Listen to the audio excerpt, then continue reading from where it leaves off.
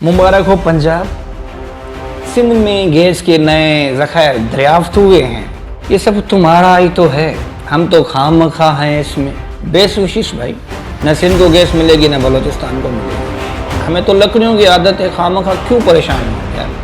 हम क्यों गैस के चूल्हे खरीद करने जाएं, हमारी बीवियाँ, हमारी बच्चे, हमारी माएँ क्यों परेशान हो। लकड़ियाँ हैं ना, हम उससे काम चला लेंगे। आप ईंटों के भट्ठे चलाएं गैस से यार, आपका हक है। हमें जीना है या मरना है, ये तो आपने ठीका थोड़ी ले रखा है। ॿी मुबारक हुजे रेस वॾे जे पोइ लॻनि, छाकाणि जो हिकिड़ो बेरियाटॉन मुकमल थी चुको आहे। फेज़ 2 अचे थो। ॿुधाइनि पिया त फेज़ 1 खां वॾो इहो प्रोजेक्ट आहे।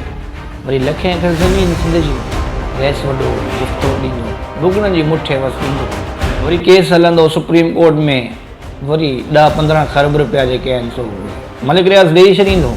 उहे पैसा फेज़ 1 जीअं सुप्रीम कोर्ट में पिया हूंदा। तव्हांखे यादि हूंदो मौजूद जजिस चयो हुयो त हीअ जेके पैसा आहिनि असां सिंध जी तरक़ी ते पाण ख़र्चु कंदासीं। उहो अलाए किथे तरक़ी आहे, तव्हांखे नज़र आई आहे त ॿुधाइजो न।